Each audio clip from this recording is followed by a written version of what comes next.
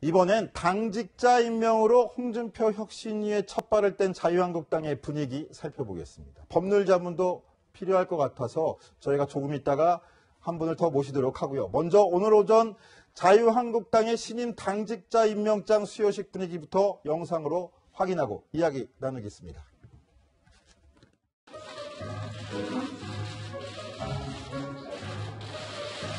임명장 유석춘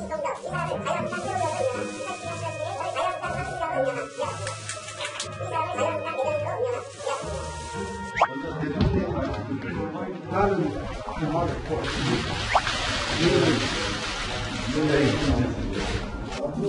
당을 가치를 추구하는 정당으로 여당을 향해서도 비난을 위한 비난이 아닌 약이 되는 소리를 할 수 있는 그런 대변인이 되도록 하겠습니다. 잘 부탁드립니다. 아마추어하게 준비하고 인사 말씀을 마쳤죠.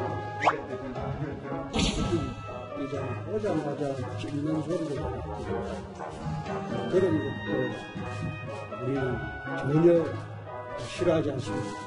찍는 소리도 하시고.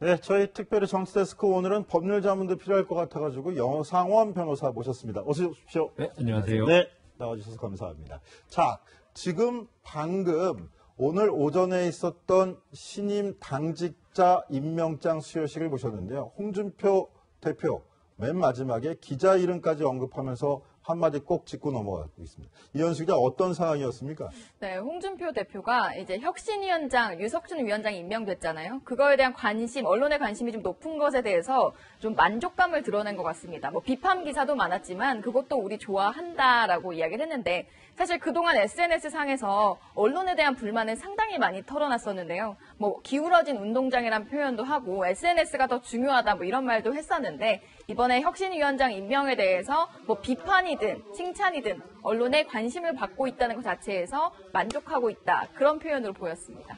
자, 그런데 만족하고 있다라는 표현이었다 하는데 정작 류석춘 신임 혁신위원장은 오늘 기자랑 또 신경전돼 버렸다 이 얘기도 있던데 무슨 분위기였나요? 그러니까 오늘 혁신위원장이 되고 처음으로 기자들과 간담회를 가지는 자리였는데요. 이 간담회가 예고된 상황에서 어제 한 언론과 인터뷰를 한 내용들이 오늘 간담회에서 좀 논란이 된 겁니다. 기자들이 간담회를 앞두고 특정 언론과 인터뷰를 하는 것에 대해서 해명을 해달라라고 했고 이 부분에 대해서 류석춘 위원장이 뭐 해명할 건 아닌 것 같고 앞으로 잘 하겠다 양해해달라라고 하고 넘어가게 됐습니다. 네, 그런데 저는 오늘 이게 인상적이었습니다. 정우택 자유한국당 원내대표죠. 자유한국당 원내대표 같은 경우에 류석춘 신임 혁신위원장을 겨냥해서 오자마자 여러 가지 현안을 언급하는 건 자제하는 게 좋을 것 같다. 이렇게 언급을 했습니다. 신임 당대표가 임명한 혁신위원장을 향해서 한 말인데요. 여 변호사님, 보시기에 저런 말을 들으시면 여 변호사님은 어떤 감정이실 것 같습니까? 기분이 매우 나쁠 것 같은데. 네, 견제라고 보이는 거죠? 예, 그렇죠. 제 생각에는 결국 유석춘 위원장이 홍준표 대표가 사실 영입한 분 아닙니까? 네, 그렇죠. 그런데 홍준표 대표가 지금까지 정우택 그 원내대표에 대해서 견제구를 많이 날리셨어요. 네. 심지어 어떤 분은 월권 행위를 한다. 왜냐하면 원내 대책에 관해서 원내 대표가 하는 건데 당 대표가 정우택 원내대표의 국회 원내 관계까지 전부 다 감내나라 배나나라 이런 식으로 한다는 그런 약간의 불만이 있었는데 이 유석춘 위원장이 오면서 이 홍준표의 사람이 오면서 또다시 또 정우택 원내대표가 보기에는 너무 앞서 나간 거 아니냐 이런 느낌을 받을 정도로 좀 말씀을 좀 이렇게 아주 솔직하게 하는 분이잖아요. 네네, 그렇죠. 거기에 대해서 좀 마음은 안 좋은 것 같습니다. 보니까 지금. 그렇군요. 근데 뭐 지금 현재 당내 친박계에서는 이런 얘기까지 나오고 있다고 합니다. 이제 홍준표식 신문고리 3인방 이렇게 얘기하면서 홍준표식 신문고리 서면 누굽니까? 네, 뭐 유석춘 위원장. 을 포함해서 이제 홍준표 이제 김대식 여의도 연구원장 등 이제 네네. 홍준표 친홍이라고 불리는 그 인사들을 좀 얘기를 하고 있는데요. 이제 뭐 이런 얘기입니다. 혁신위 구성도 안 됐는데 당원들의 동의가 없이 본인이 이렇다 저렇다라고 당의 미래를 자꾸 얘기를 하는 게 좀 좋아 보이지 않는다. 결국 처음 처음이자 끝은 당원의 동의로 이런 혁신들이 이루어져야 되는데 너무 앞서 나가는 거 아니냐라고 정우택 원내대표는 좀 불쾌감을 밝히고 있습니다. 당이 어려울 때 비대위원장으로 끌고 온 게 정우택 원내대표 본인인데 당 대표라고 뽑아가지고 인사도 마음대로 하는 것 같고 야 굴러온 대로 박힌 돌 빼내는 거 아니냐 이런 감정을 느꼈을 수도 있을 것 같아요. 아니, 당연하죠. 직접 물어보지는 않았지만 정우택 원내대표는 사실은 개파가 조금 옅은 사람이죠. 그렇죠. 중도죠. 사실. 예, 근데 이제 정 말한다면 원내대표 할 때 그 친박의 도움으로 원내대표가 됐죠. 그래서 좀 그런 면은 있는데 그렇다 하더라도 홍준표 대표가 지금 당을 이끌어 나가는 게 지금 그 정우택 원내대표로서는 조금 너무 그 강하게 나가는 거 아니냐. 여기에 대해서 좀 그 페이스를 조절할 필요가 있다 이런 생각도 했을 것 같습니다. 네, 오늘 문제의 중심은 류석춘 신임 혁신위원장이었는데요. 임명장을 받기 전부터 과거 발언으로 논란의 중심이 되기도 했습니다. 그런 와중에 오늘은 또 박근혜 전 대통령 탄핵에 대한 입장을 밝히기도 했는데요. 목소리 직접 들어보시죠. 실제 저지른 잘못보다 너무 과한 정치적 보복을 당한 거 아닌가 하는 생각도 하고 있고요. 또 그런 과정에 지금 자유한국당, 얼마 전에 새누리당은 잘했느냐 하는 문제를 따져보면 당에서 일방적으로 박근혜 대통령, 지금 감옥에 계신 박근혜 대통령을 출당 조치하는 일은 시체의 칼질하는 거라고 생각합니다. 그렇게 할 수는 없다고 생각합니다. 예컨대 대통령이 무슨 태반 주사를 맞은 게 법적으로 문제가 될 일이 아니지 않느냐. 그런데 그런 것들을 가지고 공격을 엄청 했습니다. 야당과 또 여당의 일부에서. 네, 인적 쇄신을 가장 먼저 입에 올렸던 류석춘 신임 혁신위원장이 박근혜 전 대통령, 특히 자유한국당 내에서는 금기시에 떼었던 박 전 대통령 이름을 언급했습니다. 탄핵이 굉장히 억울하다. 더구나 지금 박근혜 대통령 출당시키라는 요구는 시체에 칼을 대는 것과 다를 바가 없다. 이렇게 좀 격하게 표현을 하기도 했는데요. 네. 저는 어떤 거를 염두에 두고 저런 발언을 했다고 글쎄요. 당의 화합을 염두에 뒀다고 하기에는 조금 발언이 제가 보기에도 좀 네. 앞서 나간 게 아닌가 생각됩니다. 왜냐하면은 박근혜 지금 전 대통령이 뭐 헌법재판소에 탄핵 재판을 받은 거는 변론을 하고도 지금 그 서울중앙지법에서 여러 가지 죄목으로 네. 그 재판받고 있지 않습니까? 이런 상황에서 물론 혁신위원장이 무슨 재판 결과에 영향을 미치는 그 발언은 안 되겠지만은 그렇다 하더라도 이걸 좀 두고 보자, 지켜보자 이렇게 나오는 선에서 그쳐야 되는데 아주 억울하게 지금 정치적 어떤 네. 비성량이 됐다고 이런 쪽의 말씀을 하시는 거는 조금 과한 게 아닌가 그런 생각이 듭니다. 네. 저는 이 부분이 특히 홍준표 대표가 대선 때 했던 이야기랑 상당히 비슷하다는 네, 느낌을 그렇게도 받았거든요. 들립니다. 예. 그러니까 홍준표 대표가 정치 투쟁에서 진 거다라는 이야기를 했었고요. 그리고 대선 때도 그때 박 전 대통령 출당을 시켜야 하는 거 아니냐 여러 가지 요구가 있었지만 이 요구에 있어서만은 순리대로 하겠다라고 밝혔던 게 있습니다. 아마 류석춘 위원장이 박근혜 전 대통령과 그 주변의 친박계를 좀 분리해서 앞으로 혁신하겠다라는 게 아닐까 그런 해석이 나오고 있습니다. 근데 저기 태반 주사 같은 경우에 네네. 법적 문제가 왜 되냐 그랬는데요. 네. 보통 사람이 태반 주사는 뭐 100대를 맞든 1000대를 맞든 아무 문제가 안 되죠. 자기 네네, 돈만이든 맞는 건데 지금 문제는 그 박근혜 전 대통령이 청와대에서 어떤 지금 그 관계되는 의사도 재판받고 있지 않습니까? 네, 그렇죠. 그런 상태에서 청와대를 마치 사적인 어떤 영역처럼 게다가 했다는 게 비서실을 문제인 거죠. 근데 유석춘 아마 저희 혁신위원장은 법률 전문가가 아니니까 네. 저 부분에 관해서 자기의 감정을 너무 솔직하게 드러내는 게 아닌가 그런 생각이 듭니다. 일반적 관점을 갖고 좀 예. 이해하는 것 같은 느낌은 듭니다. 자, 이현수 기자. 네. 이런 와중에 박근혜 전 대통령 신경은 어떨까 궁금한데 이현수 기자 직접 취재한 게 있다면서요. 네, 박근혜 전 대통령에게 직접 듣지 못했지만 박근혜 전 대통령의 최측근의 이야기를 입수를 했습니다. 박근혜 전 대통령의 최측근이 최근에 친박계를 향해서 상당히 비판의 날을 세웠다고 합니다. 친박계 XX 격한 표현도 썼고요. 누구 하나 나서서 실타래를 풀어보려고 하는 인사가 없다. 친박계를 네. 겨냥한 말이죠. 그러면서 여전히 정치권을 기웃거리면서 자기들 살 길만 모색하려는 모습에 실망감이 든다라고 이야기를 한 건데요. 이 최측근 인사의 말이 그냥 가볍게 들리지 않는 게 아마 박근혜 전 대통령의 심경도 같지 않겠느냐라는 해석까지 나오고 있습니다. 네, 박근혜 전 대통령의 최측근 인사가 지금 박근혜 전 대통령의 호위무사들이라고 불렸던 친박계를 향해서 격한 욕설까지 내뱉으면서 지금 비판을 했다는 건데, 근데 희한하게도 이 공교롭게도 류석춘 신임 자유한국당 혁신위원장도 친박계를 향해서 비판의 날을 세웠었잖아요. 그렇죠. 그걸 좀 비교를 해주시죠. 그렇죠. 작년에 썼던 칼럼 내용에 실제로 친박계 인사들의 실명을 거론하면서 비판을 했던 적이 있었습니다. 뭐 제목만 봐도 친박계를 향해서 박 전 대통령 힘들 때 도대체 뭘 하고 있느냐라고 얘기를 한 부분들이 있는데요.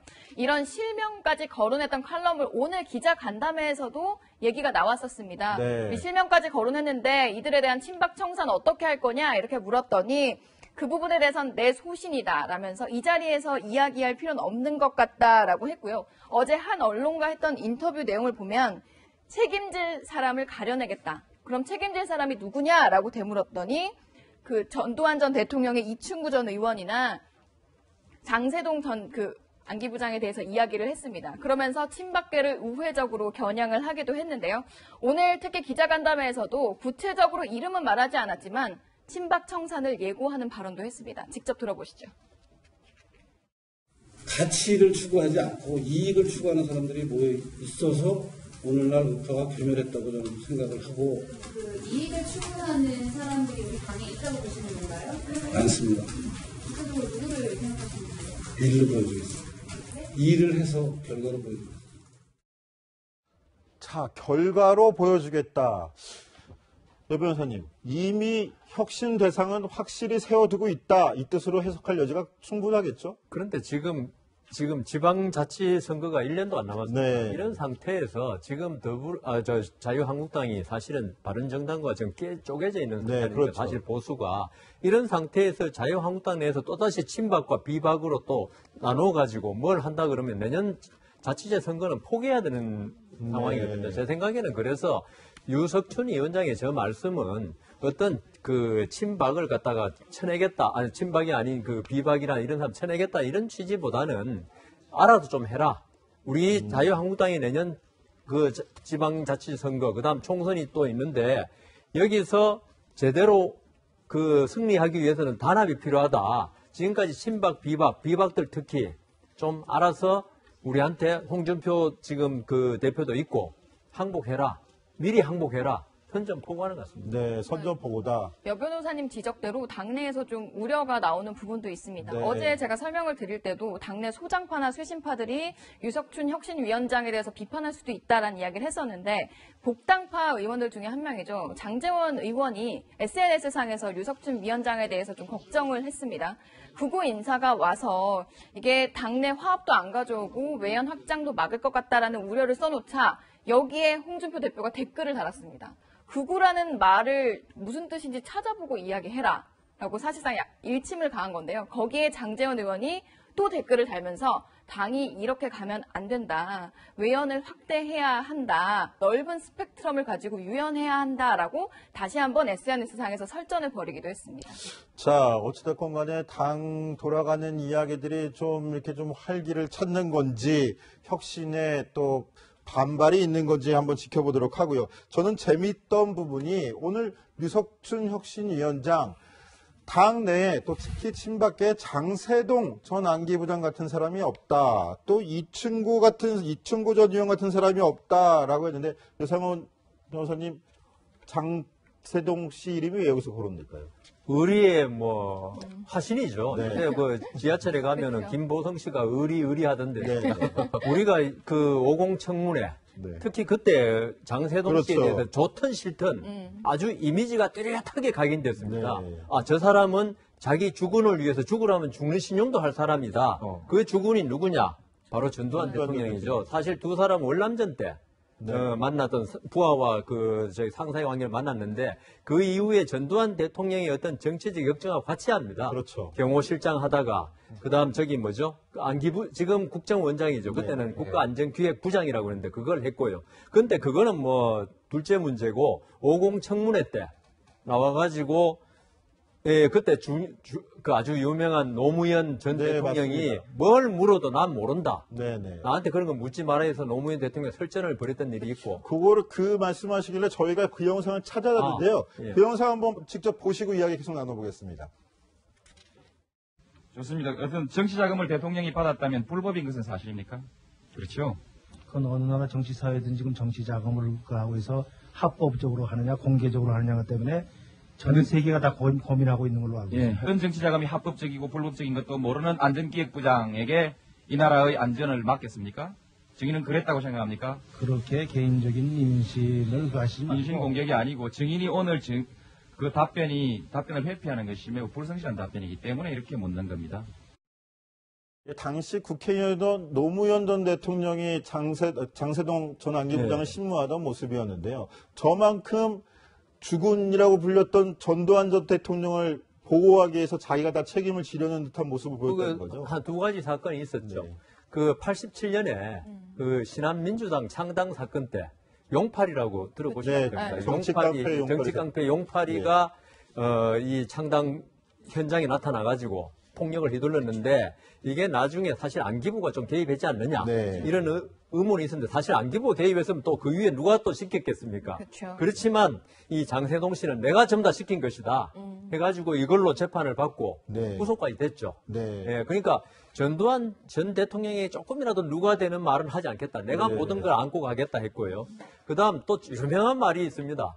95년인가 거기 때 신군부 전부 다 내란죄로 처벌받을 때 장세동 씨도 같이 네. 징역형을 선고받고 97년에 출감해서 전두환 대통령이 가가지고 격려를 하면서 신고합니다. 네. 아카 휴가 잘 다녀왔습니다. 감옥에 네. 갔다 온 걸 휴가라고 할 정도로. 그러니까 전두환 대통령에 대해서만은 근데 저는 이거는 그렇게 저는 법률가니까 옳아 보이진 않는 게요. 네, 그렇죠. 의리라는 게 참 좋은 말입니다. 어짜도 네. 옳을 어짜고. 그렇죠. 그런데 지금 장세동 씨가 말하는 의리는 있죠.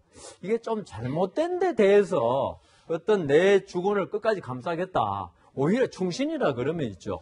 주군이 잘못된 길로 가려면 목숨을 내놓고 그렇죠. 우리 막아야죠. 조선시대 때 전화 이런 식으로 해야 되는데 이거는 잘못된 걸 감추기 위해서 했기 때문에 아까 노무현 전 대통령 말에 모르쇠도 있죠. 네. 정말 몰랐던 게 아닙니다. 네. 안전기획부장 육사 나오셨잖아요. 그렇죠. 예. 그 정도면요 잘못된 거 알잖아요. 그럼에도 모르쇠를 일관한 거는 내가 모든 걸 떠안고 하겠다. 이거는 과연 충신일까?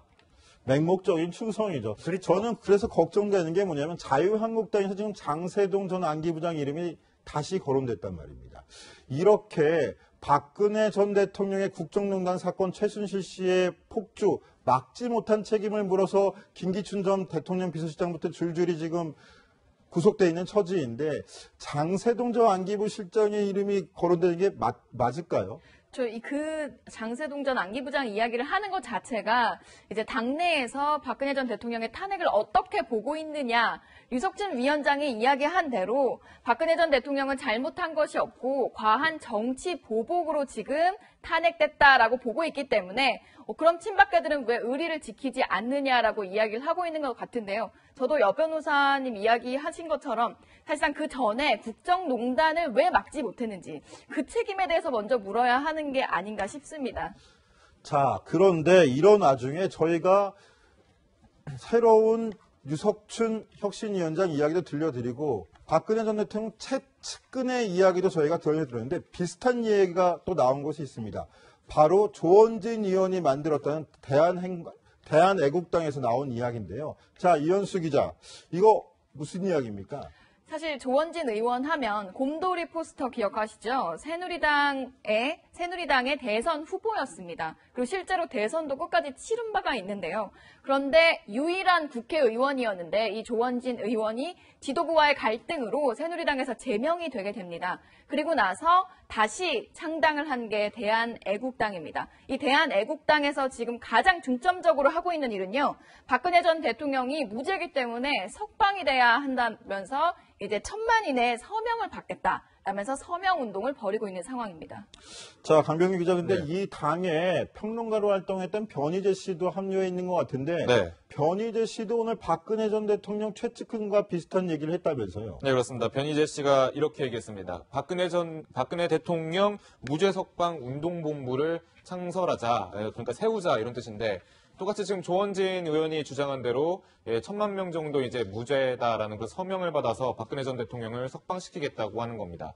근데 이제 이런 움직임에 대해서 일단 뭐 신동욱 총재, 그러니까 박근영 씨의 남편이 되는 신동욱 총재는 박근혜 전 대통령 파리를 그만해라.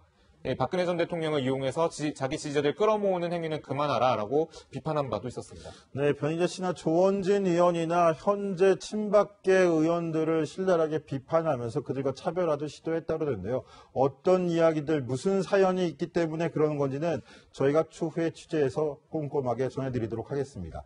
정치데스크 60초 후에